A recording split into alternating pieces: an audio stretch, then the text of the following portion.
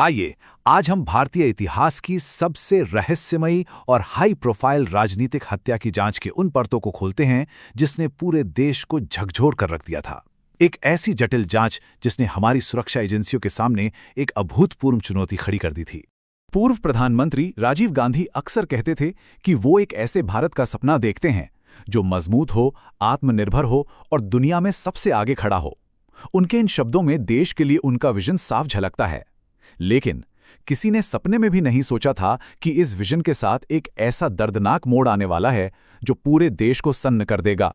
चलिए उस खौफनाक रात की बात करते हैं, श्री पेरम्बदूर का वो धमाका। 21 मई 1991 की उस शाम को अगर आप देखें तो वक्त जैसे तेजी से फिसल रहा था। शाम के 6 बजे हैं, विशाखापट्टनम में हेलीकॉप्टर में खराबी आ जाती है, फिर अचानक से वो ठीक होता है और आनन फानन में यू टर्न लिया जाता है। रात 8:30 बजे उनकी फ्लाइट मद्रास लैंड करती है। इसके बाद रात 10:10 पर वो श्री पेरम्बदूर की चुनावी रैली में पहुंचते हैं। वो पहले से ही लेट थे और इस पूरी अफरा तफरी में उनके सुरक्षा प्रमुख ओपी सागर पीछे ही छूट जाते हैं। और फिर ठीक 10:19 पर मंच के पास एक जोरदार धमाका होता है। इस एक धमाके ने राजीव गांधी समेत 18 लोगों की जान ले ली। अब सोचिए जांच एजेंसियों के सामने क्या स्थिति थी। ये पूरी तरह से एक ब्लाइंड केस था। मतलब ना तो कोई कातिल मौके से भागा, ना कोई हथियार मिला। धमाके की वजह से सारे भौतिक सबूत लगभग राख बन चुके थे। हमलावर कौन था, कहां से आया था, किसी को कुछ नहीं पता था। देश की सबसे बड़ी खुफिया एजेंसियां भी बिल्कुल खाली हाथ थीं। कोई जवाब नहीं था।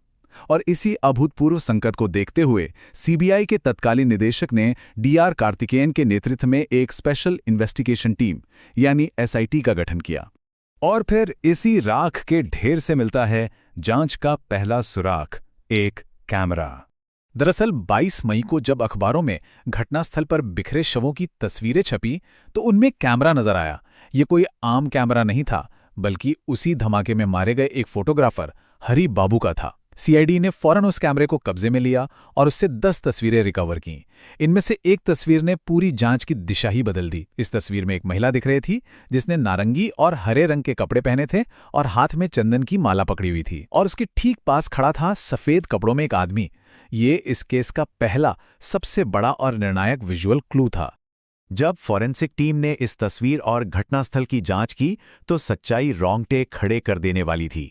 घटनास्थल से कुछ तारों के टुकड़े मिले थे जिन पर नीले रंग के डेनिम और हरे नारंगी धागों के अंश चिपके हुए थे।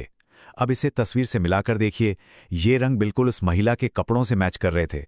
इन सबूतों ने एक बात तो साफ कर दी कि वहां कोई बम प्लांट नहीं किया गया था, बल्कि वह महिला खुद ही एक ह्यूमन बम यानी आत्मघाती हमलावर थी।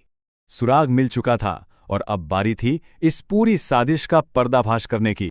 यहां से जांच एजेंसियों ने एक के बाद एक कड़ियां जोड़नी शुरू की, बिल्कुल किसी डोमिनो इफेक्ट की तरह।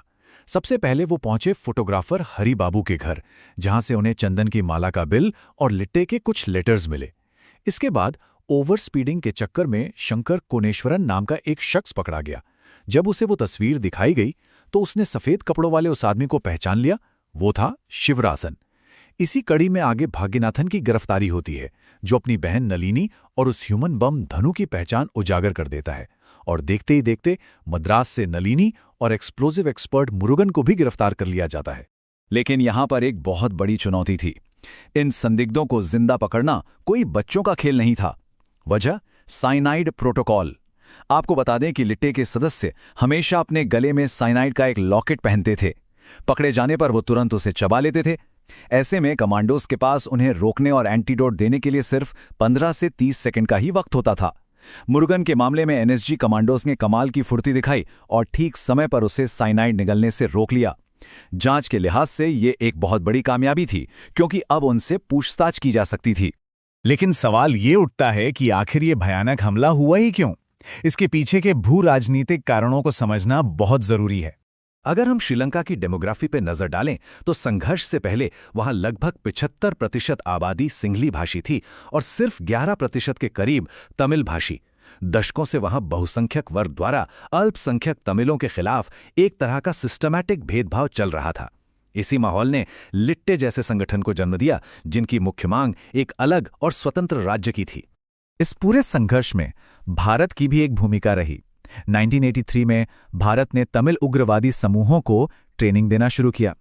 फिर 1987 में भारत श्रीलंका समझौता होता है, जिसके तहत वहां Indian peace keeping force IPKF को भेजा जाता है।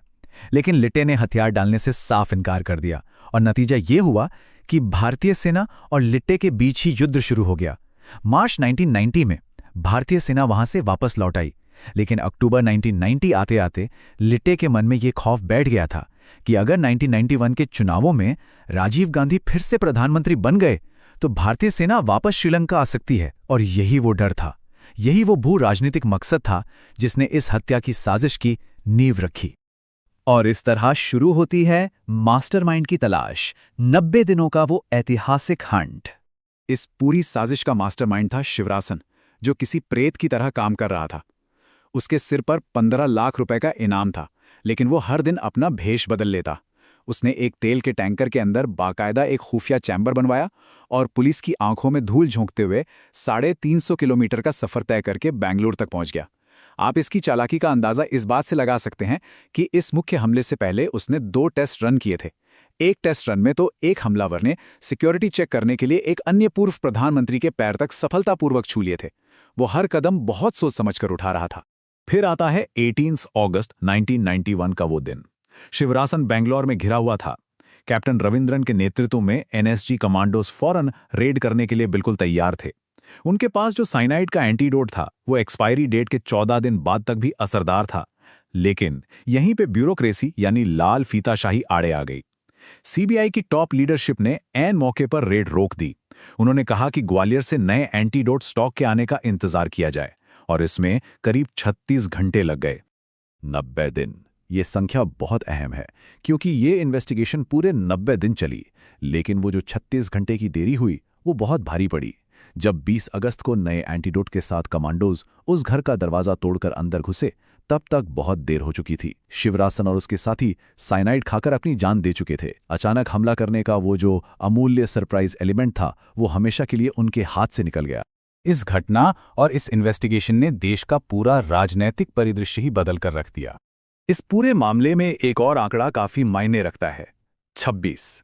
दरअसल 1998 में कोर्ट ने शुरुआत में 26 लोगों को मौत की सजा सुनाई थी, लेकिन बाद में सुप्रीम कोर्ट में लंबी कानूनी लड़ाई चली और यह संख्या घटकर सिर्फ 7 रह गई। इन 7 लोगों में नलिनी और मुरुगन भी शामिल थे। हालांकि बाद में दया याचिकाओं पर विचार करते हुए इनकी फांसी की सजा को भी उम्र कैद में बदल दिया गया। भले ही सजाएं सुना दी गईं, लेकिन कुछ सवाल आज भी हवा में तैर रहे हैं। 1998 की जैन आयोग की रिपोर्ट और यासिर अराफात जैसी अंतर्राष्ट्रीय हस्तियों की चेतावनियों को अगर देखें तो शक होता है कि क्या इसमें कोई बहुत बड़ी बाहरी साजिश भी शामिल थी। क्या शिवरासन की मौत के साथ ही उस बड़ी अंतर्राष्ट्रीय साजिश का राज भी हमेशा हमेशा के लिए उसी घर में दफन हो गया? इसका कोई ठोस जवाब शायद कभी न मिले, लेकिन ये सवाल इतिहास के इस खौफनाक पन्ने को लेकर हमें आज भी गहराई से सोचने पर मजबूर जरूर करता है।